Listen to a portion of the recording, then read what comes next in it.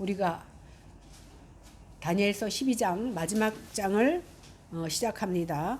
다니엘서는 총 12장, 12장으로 되어 있는데 다니엘서는 1장에서 6장 사이에 4가지의 사건이 나오고 7장에서 12장에서는 4개의 환상이 나옵니다.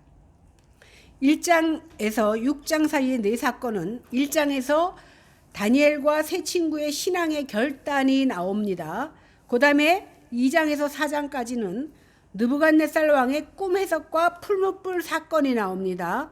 그리고 5장에서는 벨사살 왕이 성전의 기물을 가지고 술을 마시며 잔치를 벌일 때 손가락이 나와서 흰 벽에 메네메네 데겔 우바르신이라는 글씨가 나오고 그날 밤에 벨사살 왕은 죽임을 당하고 그 나라도 망합니다. 그 다음에 6장에 보니까 다니엘이 사자굴에 들어간 사건이 나옵니다.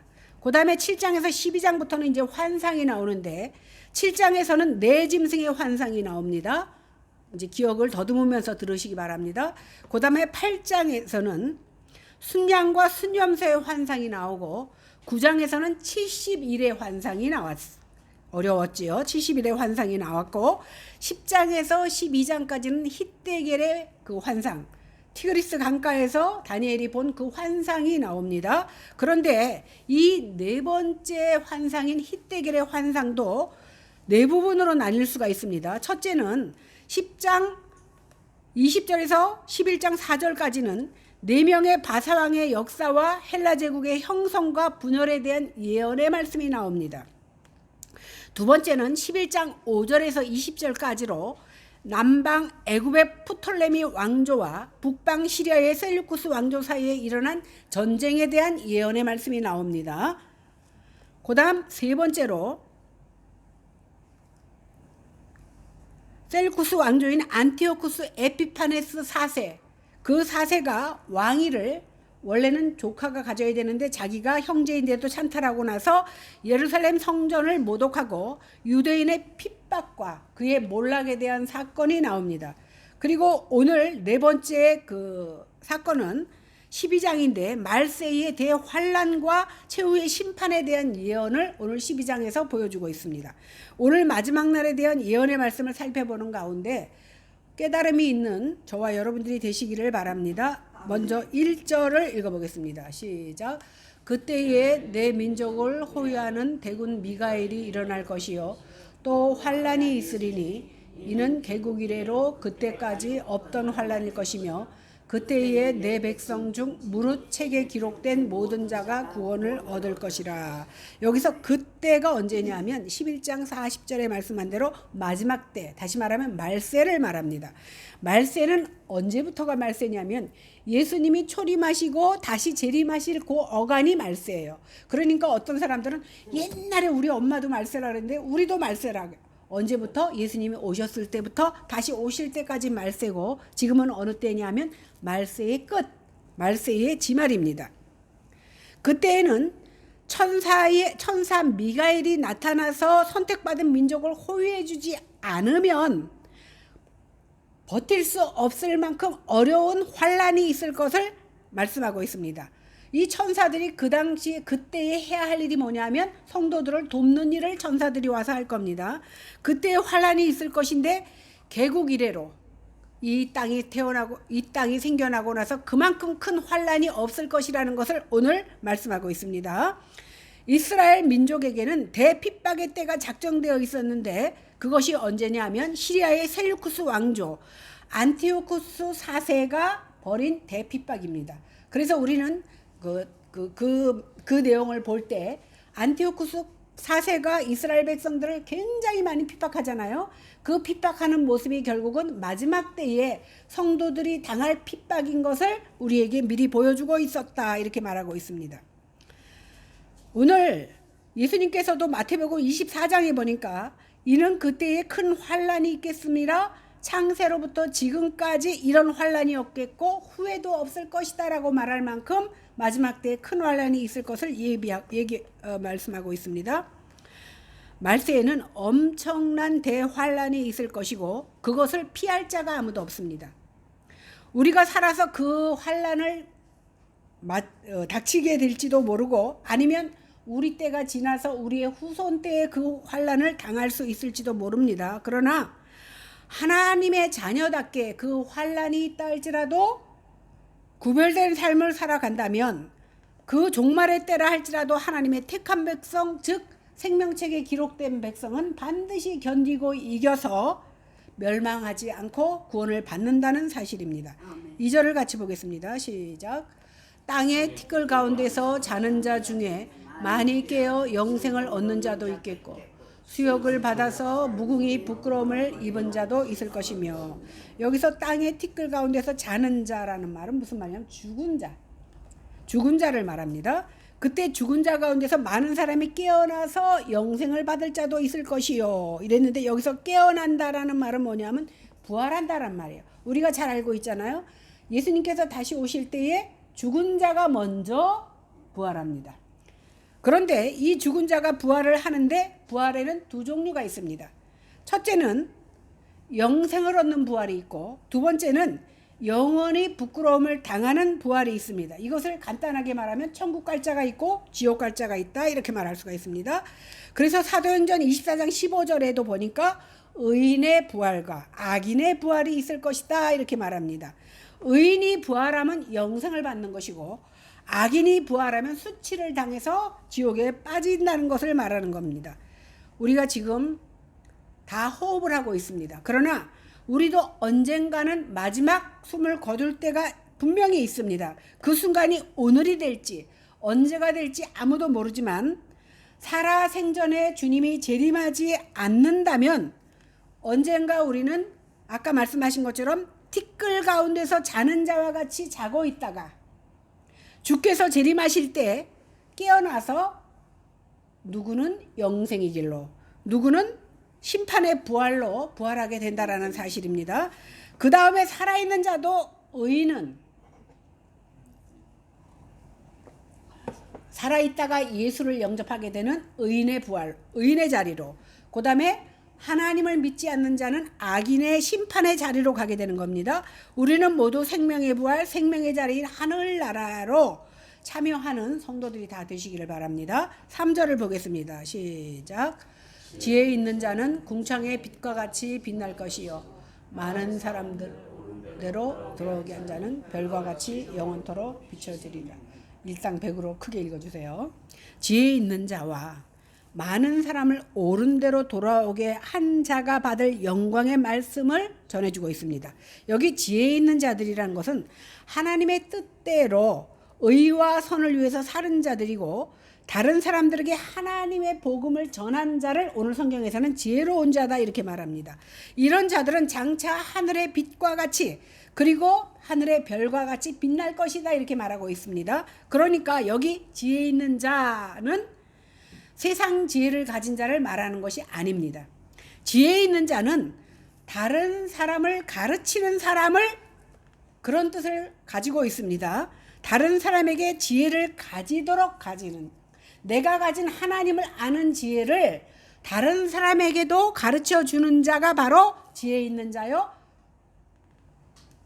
지혜 있는 자라고 표현하고 있습니다. 그러니까 지혜 있는 자를 달리 표현하면 많은 사람을 하나님에게로 옳은 길로 인도하는 자가 지혜로운 자다, 이렇게 말할 수도 있습니다. 옳지 못한 데 있는 사람을 옳은 길로 데려오게 하는 자, 지혜로운 자. 그 성경에서도 가장 큰 상급이 무엇입니까? 죽어가는 영혼, 죽은 영혼을 하나님에게로 오게 하는 자, 그 영혼을 살게 하는 자가 가장 지혜로운 자요, 가장 상급이 크다라는 겁니다. 옳지 못한 길을 걸어가는 사람에게 믿는 자들은 그것이 옳지 못하다라는 것을 말해줘야 됩니다. 제가 지난번에도 목사님들끼리 모였을 때 얘기를 했지만, 목사들 세계에서, 그리고 신학교에서 불의를 보았을 때 많은 사람들이 어떻게 생각하냐면 사랑으로 덮자 합니다. 그건 사랑으로 덮는 것은 하나님의 뜻이 아니에요. 만약에 그것이 하나님의 뜻이라면 왜 하나님은 하나님의 방법을 성경에서 일러줬을 때 그것과 조금만 틀려도 우리가 생각해는 이해할 수 있을, 사람은 이해할 수 있을 것 같은데 하나님은 이해하지 않으시고 그 자리에서 죽여버립니다. 이것을 통해서 우리가 알 수 있는 것은, 은혜로 덮고 사랑으로 덮자라는 것은 자신을 합리화하긴 하나님의 방법이 아니라는 겁니다. 그래서 우리는 하나님의 사람은 하나님의 말씀을 바로 증거하고 그것이 그르다면 그런 일이라면 그르다고 말할 수 있는 용기가 있어야 됩니다. 그러다 보니까 하나님의 말씀을 바로 증거하는 사람은 어떻습니까? 오히려 옳은 길로 인도하다가 손가락질을 당하고 욕을 먹을 수도 있습니다. 그러나 주님의 도를 바로 전하는 자, 그 자가 바로 하나님 보시기에 지혜로운 자여 자신의 삶을 하나님의 말씀을 자신의 삶으로 증거하는 사람인 겁니다. 그래서 이런 사람은 세상에서 욕도 먹을 수 있고 수치를 당하거나 장차 주님이 재림하실 때 수치를 당할 수 있지만 주님이 재림하실 때 어떻게 생명의 부활로 그 영광 가운데 있게 된다라는 사실입니다. 그래서 해와 같이 별과 같이 빛난 인생으로 하나님께서 세워주십니다. 우리 모든 성도들이 이러한 모습으로 살아갈 때에 우리 하나님께서 우리를 빛내게 해주신다는 말씀을 붙들고 그것을 소망하며 살아가시기를 바랍니다. 4절 보겠습니다. 시작. 다니엘아, 마지막 때까지 이 말을 간수하고 이 글을 봉함하라. 많은 사람이 빨리 왕래하며 지식이 더하리라.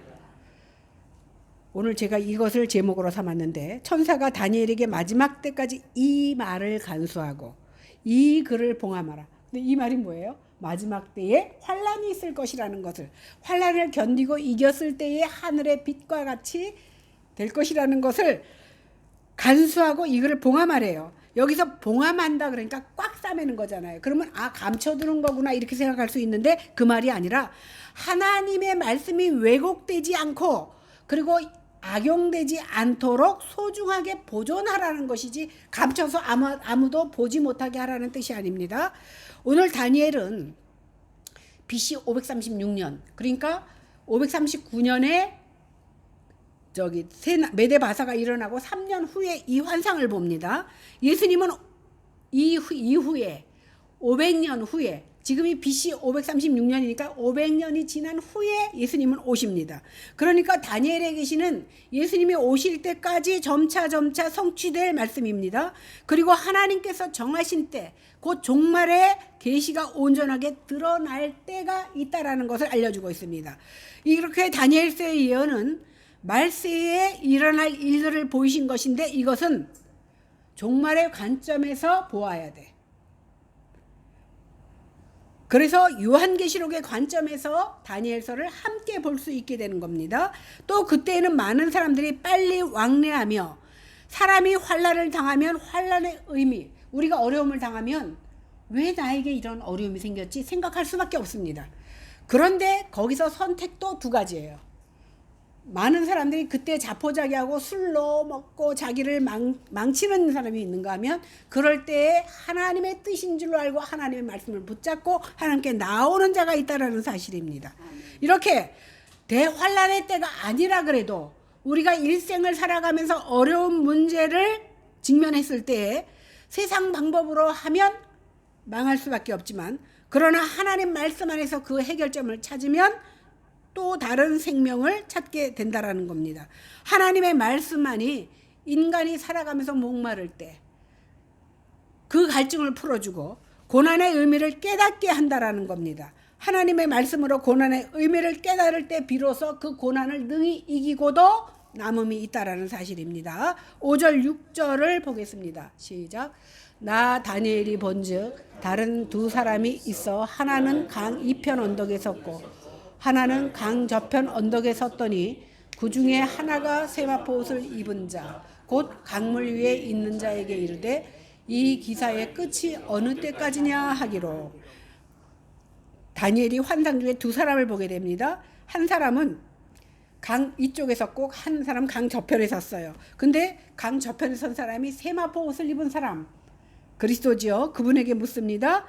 이 놀라운 일의 끝이 언제 있습니까? 라고 묻습니다. 7절 보겠습니다. 시작. 내가 들은즉 그 세마포 옷을 입고 강물 위에 있는 자가 그 좌우 손을 들어 하늘을 향하여 영생하시는 자를 가리켜 맹세하여 가로되 반드시 한때 두때 반때를 지나서 성도의 권세가 다 깨어지기까지니 그렇게 되면 이 모든 일이 다 끝나리라 하더라. 계속 말씀이 이어지지요. 연결되지요. 말씀이 아까 어제 한 말씀 7장에 있는 말씀과 오늘 말씀이 또 연결되는 겁니다. 세마포 옷을 입고 강물 위에 있는 자가 자기의 좌우손을 흔들어 하늘을 향하여 영원히 살아계시는 이를 가리켜 맹세하여 반드시 한때 두때 반때를 지나서 성도의 권세가 다 깨어지기까지 그렇게 되면 이 모든이 다 끝나리라.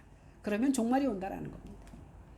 여기서 강물 위에 있는 세마포 입은 자는 이제까지 다니엘의 예언의 말씀을 주신 그리스도, 예수 그리스도입니다. 그리고 그가 좌우손을 들어 하늘을 향하여 영원히 살아계신 이를 가리켜 맹세했다라는 것은 뭐냐면 그의 말씀인 내용이 확실하다는 것을 하늘을 두고 맹세하는 겁니다. 그리고 한때, 두때, 반때는 문자적으로 보면 3년 반입니다. 그죠? 한때, 두때, 반때, 3년 반입니다. 그것은 핍박의 시기와 그 과정과 마지막까지를 말하고 있는 겁니다. 오늘 요한계시록에서도 보니까 한때, 두때, 반때가 나오는데 우리가 이것을 1차적으로는 AD 70년에 예루살렘 멸망과 관련된 때인데 그때는 말세를 당한 교회에 대한 박해, 우리가 초대교회 때에도 그 엔티오쿠스 에피파네스 4세 때에도 굉장히 많은 환란을 당했지만 초대교회 때에도 굉장히 큰 환란이 있습니다. 이렇게 AD 70년에 예루살렘 멸망과 관련된 그때에도 말세에 당할 교회의 박해의 기간을 예표하고 있습니다. 다니엘서의 예언도 오늘 그 당시에 있었던 그 남방과 북방의 전쟁 때에 있었던 예루살렘의 예언을 이어서 또 70년경의 예루살렘 멸망 때까지를 뜻하기도 합니다. 그리고 3년 반 환란은 예수님의 승천 이후에 예수님이 그 3년 동안 갑자기 단어가 공생애 하시고 그 3년 반 후에 승천 이후에 재림하실 때까지 교회들이 겪어야 되는 환란을 예표해 주기도 합니다. 말세의 성도들에게 극심한 핍박이 있을 겁니다. 그러나 그 기간은 일정 동안의 핍박이며 내 인생 전반을 두고 하는 그 핍박이 아니라 일정 기간의 핍박이며 마침내 그 핍박의 끝이 있다라는 겁니다.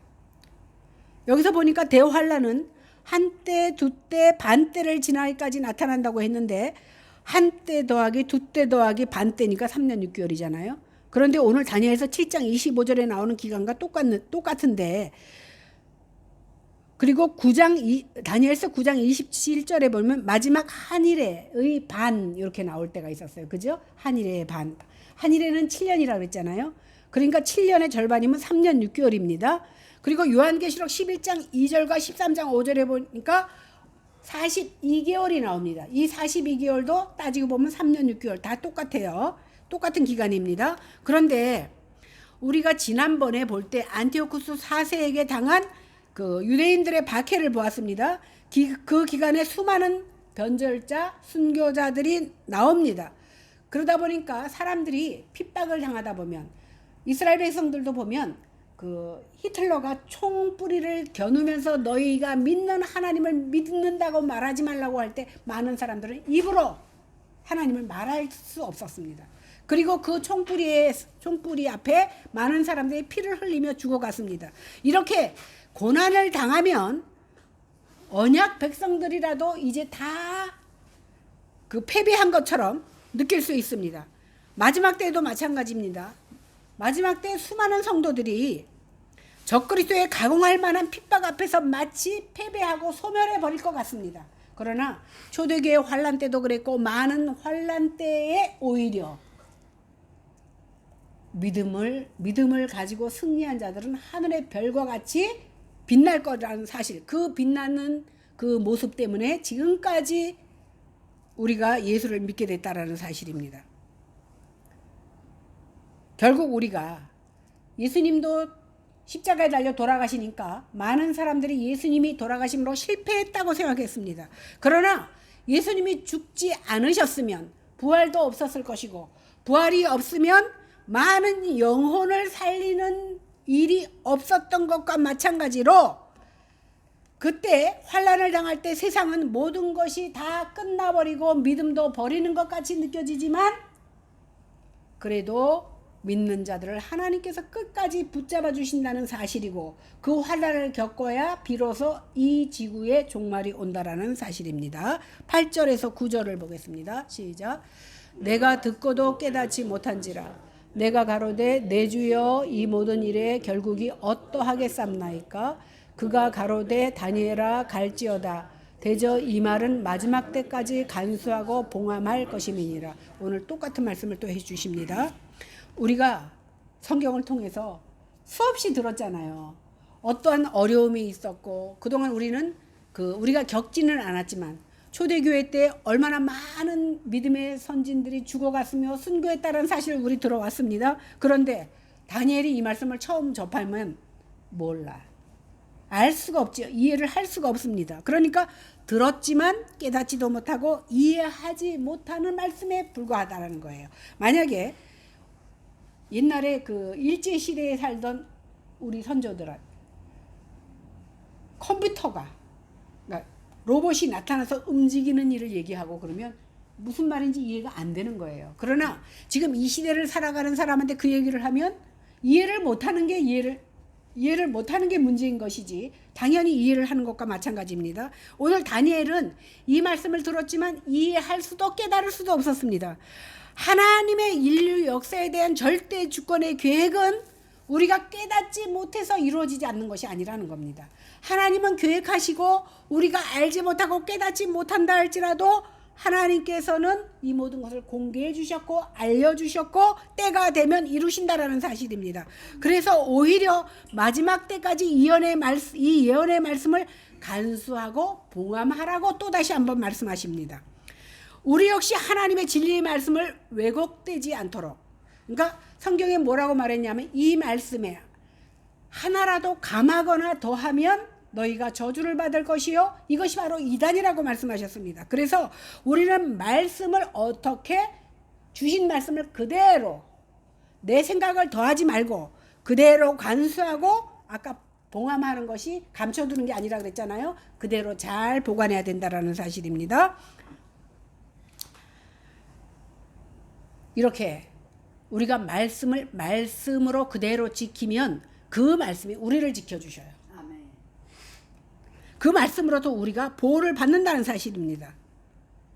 하나님께서 이 세상의 역사를 주관하시는데 하나님의 주권을 우리의 이성으로 깨닫는 데는 한계가 있습니다. 우리가 사실 사람끼리도 보세요. 어린아이가 아무리 똑똑해도 그동안 수십 년 동안 살아온 어른들의 지혜를 따라하지 못하는 것 많이 있지 않습니까? 그죠? 내가 삶으로 겪어야만 아는 것이 있는 것과 마찬가지로 하나님은 하나님이신데 하나님이 아무리 쉽게 당신의 생각을 우리한테 보여줘도 인간의 지혜로는 이해할 수 없는 것들이 많이 있습니다. 왜? 우리에겐 한계가 있기 때문에. 피조물이라는 한계가 있습니다. 그러니까 하나님이 계획하시고 종말의 때를 우리에게 알려주신다 할지라도 우리가 하나님의 생각을 100분의 1도 아니 10,000분의 1도 이해할 수 없습니다. 그러면 우리는 어떻게 해야 됩니까? 이해하지 못하는 그 상태까지만 이해하고 받아들여야 돼요. 만약에 하나님이 이렇게 말씀하셨는데 이것을 잘못 풀어나가면 그것이 하나님에 대한 불충이 되기도 하지만 여기서 바로 이단이 나온다는 사실입니다. 10절을 보겠습니다. 시작. 많은 사람이 연단을 받아 스스로 정결케 하며 희귀할 것이나 악한 사람은 악을 행하리니 악한 자는 아무도 깨닫지 못하되 오직 지혜 있는 자는 깨달으리라. 아멘. 종말의 때에 닥칠 대환란에서 결국 인류는 갈라져 의인과 악인으로 갈라집니다. 의인은 고난 중에서도 연단을 받지만 점점 거룩해지면서 내 육체를 칠지라도 죄악과 멀어집니다. 그런데 악인들은 여전히 깨닫지 못해. 그래서 내 배를 신호로 삼고 세상이 추구하는 것, 세상이 좋다고 여기는 것을 여전히 따라갑니다. 그러므로 주님께서도 대환란에 대해서 예언하신 후에 요한계시록 22장에 보니까 또 내게 말하되 이 두루마기의 예언의 말씀을 인봉하지 말라. 때가 가까우니라. 불의를 행하는 자는 그대로 불의를 행하고 더러운 자는 그대로 더럽고 의로운 자는 그대로 의를 행하고 거룩한 자는 그대로 거룩하니라. 택한 자만이 거룩히 살 수 있고 의로운 자만이 의롭게 살 수 있다라는 거예요. 택함 받지 못한 사람은 아무리 얘기를 해도, 개인적인 얘기지만 제가 우리 언니가 나오다 안 나오고 황유진 집사가 안 나오는 것을 보고 굉장히 가슴 아팠던 부분이 뭐냐면,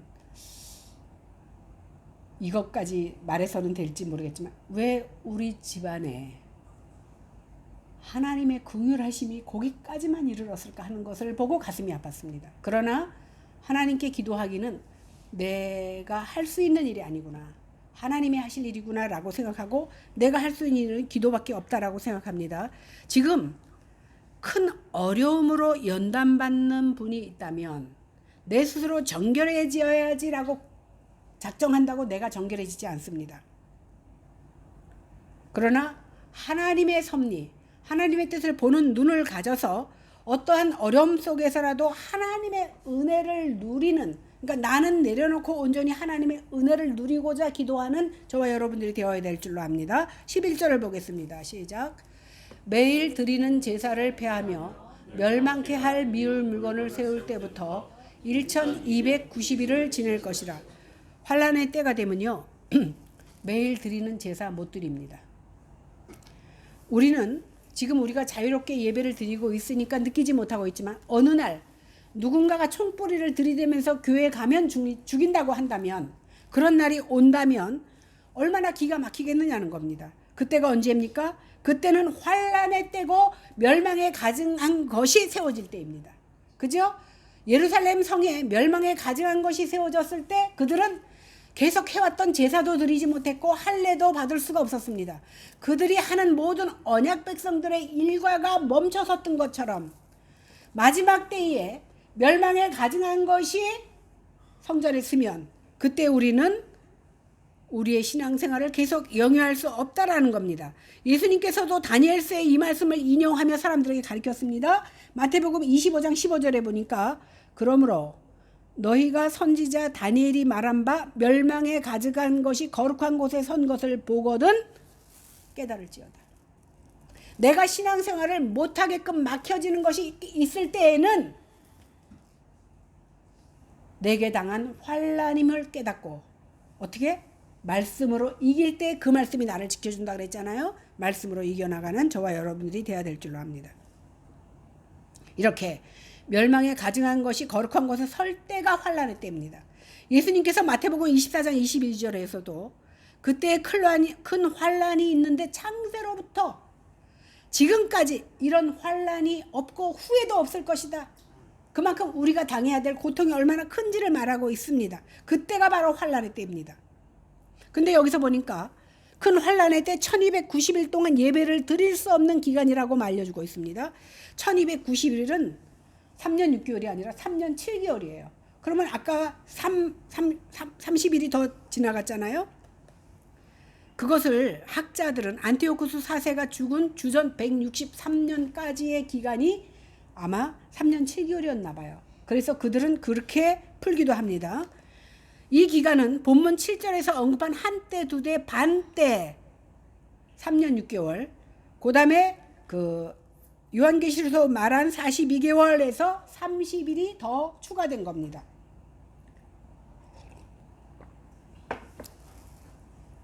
그런데 12절에 보니까 1335일도 나와요. 그러니까 1290일에서 또 45일이 더 추가된 날짜가 또 나옵니다. 그래서 학자들은 이거는 추론이에요. 정확한 건 아닙니다. 추론이에요. 추론이기 때문에 정확하다고 말하지 못하지만 이 기간을 주께서 천년 왕국을 준비하는 기간이 아닐까라는 추론일 뿐이지 정확한 것은 아닙니다. 주께서는 그때로부터 1335일까지 기다리는 자는 복이 있다고 말합니다. 그러니까 우리가 너무 문자적인 것에 매우면 안 돼요. 왜 그러냐면 하나님께서 7년 대환란이 있을 것이고 성도들의 피해 호소가 있어서 그날을 감해주지 않으면 살아남을 자가 없기 때문에 감해준다고 말한 것이지, 꼭 날짜를 하루, 이틀, 3일 정확하게 꼬집어서 이해하면 안 된다는 거예요. 잘못하면 안 된다는 거예요. 그래서 그 계시록에서 많은 사람들이 이단이 나오고 뭐 나오죠? 아, 이렇게 말하려면 생각이 안 나서 그 여호와의 증인에서 말하는 거 이제 몇 명이 들어간다 뭐 이런 것도 있잖아요. 어쨌든 이렇게 우리가 문자적으로 해석해야 될 일이 있지만 꼭 문자적으로 풀지 말아야 될 일이 있다라는 거예요. 그러니까 성경에 보니까 1335일을 기다리는 자가 복이 있다고 했는데 이것은 무엇을 보여주는 거냐면 너희가 1290일이 됐던 3년 6개월이 됐던 1335일이 됐던 끝까지 인내하는 자가 복이 된다라는 말씀을 전하고자 한 것이지 그 날짜가 안 찼네 이 말을 말하는 것이 아니라는 겁니다. 그러니까 성전이 파괴되고부터 1290일 3년 7개월은 성도의 권세가 다 깨어지는 고난의 기간이다. 우리가 이렇게 이해를 하면 돼요. 그러니까 그 날짜에 집착하기보다는 우리에게 고난이 임하는 때라고 이해하면 되고 그 고난이 임하는 때에 우리는 인내해야 된다라고 생각해야 됩니다. 그리고 고난이 만약에 45일이 더 연장된다 할지라도 끝까지 참는 자에게는 약속이 주어진다라는 것을 우리는 기억해야 됩니다. 아무튼 3년 6개월에서 30일이 추가되던 아니면 45일이 추가되던 간에 우리가 정확하게 알 수는 없지만 이것 역시 하나님께서 말씀을 정한 시기를 정해놓은 기간이기 때문에 그대로 받아들이되 알려주지 않은 것을 억지로 알려고 하면 안 돼요. 그냥 추론은 해볼 수 있지만 억지로 우리가 단정 지을 수는 없습니다. 우리 교회된 성도는요. 그 기간이 얼마일지 확실히 몰라도 그 고난 기간을 지나서 영원한 복을 성취한다는 사실입니다. 어떤 자가 그 기간이 감해지던 더 늘어나던 그 날수에 구애받지 말고 지혜로운 자는 영원한 구속을 바라고 끝까지 인내하는 자가 그 약속된 복을 받는다는 겁니다. 13절 보겠습니다. 시작. 너는 가서 마지막을 기다리라. 이는 내가 평안히 쉬다가 끝날에는 내 업을 누릴 것임이니라. 주께서 다니엘에게 마지막을 기다리라고 말씀합니다. 하나님께서 모든 것을 성취하실 그때까지 소망하며 끝까지 신실하게 기다리라는 말씀입니다. 이렇게 마지막 때를 인내하며 신실하게 기다려야 할 그 말씀을 다니엘에게만 주신 것이 아니라 오늘 우리에게도 주시기 위해서 오늘 다니엘서 12장을 허락하신 겁니다. 우리가 지금 마지막 때를 살아가고 있는데 성경에 마태복음 24장도 종말장이라고 그러잖아요. 그 장에 보니까 뭐라고 나옵니까? 민족이 민족을, 나라가 나라를 대적하며 일어나겠고 곳곳에 기근과 지진과 일어나고 그 다음에 온역, 알지 못할 병들이 계속해서 나타날 겁니다. 그럴 때 많은 사람들이 너희를 환난에 넘겨주겠으며 너희를 죽이리니 너희가 내 이름 때문에, 누구 이름? 예수님 이름 때문에 미움을 받고 많은 사람이 실족하게 되어 서로 잡아주고 미워하겠으며 거짓 선지자가 많이 나타나며 많은 사람을 미혹하겠으며 불법이 성하겠으며 많은 사람의 사랑이 식어지리라. 왜? 내가 살아야 되니까 옆에 사람 돌볼 틈이 없어. 이 시대가 바로 우리가 살아가는 세대가 아닌가 생각을 해봅니다. 그래서 우리는 말세를 살아가는 우리는 환난과 핍박을 각오해야 합니다. 주님의 재림과 그 영광스러운 부활을 소망하며 인내해야 합니다. 끝까지 참고 인내하는 자는 구원을 받습니다. 사실 그냥 자연 사는 것이 아니라 이러한 환난과 핍박을 통해서 내가 죽임을 당한다고 생각한다면 누구나 두려울 것입니다. 그러나 죽음은 잠깐입니다. 우리 주님과 함께 극치에 이른 하나님 나라에서 그 후에 큰 영광을 함께 누리게 된다는 사실입니다. 오늘 이 시간 아무도 그런 환난을 당했을 때 이겨나갈 사람 없다고 생각합니다. 이 말세의 지마를 살아가는 우리가 환난을 당할 때 이길 수 있는 힘은 성령 하나님께서 우리 속에 계셔서 우리의 주인이 되어 주실 때 우리는 비로소 그 환난을 이겨나갈 수 있는 줄로 믿습니다. 그것을 기도하고 소망하면서 살아갈 때에 우리 주님께서 오늘 재림하신다 할지라도 그리고 나에게 어떤 환난이 당한다 할지라도 아멘 주 예수여 어서 오시옵소서 그리고 나와 함께 하시옵소서라는 기도로 이겨나갈 수 있는 저와 여러분들이 되시기를 주님의 이름으로 간절히 축원합니다. 기도하겠습니다. 하나님 감사합니다. 이렇게 어렵고 힘든 세대가 올 것을 저희에게 미리 알려주심을 감사합니다. 매일매일 배부르고 등 따숩게 살다가 어려움을 당하면 이겨나갈 수 없습니다. 그래서 우리 하나님께서는 다니엘을 통하여서 말세에 어떠한 어려움이 있을 것을 우리에게 알려주시고 보여주신 줄로 믿습니다. 그래서 우리가 이것을 각오하며 주 앞에 기도할 때에 어려움을 만나면 예수님이 말씀하시던 그 어려움이 지금 닥쳤구나라며 오히려 담대하게 받을 수 있는 믿음이 있는 줄로 믿사오니 하나님 믿음으로 말씀으로 준비하는 저희들이 다 되게 하여 주시옵소서. 감사드리며 예수님 이름으로 기도했습니다. 아멘.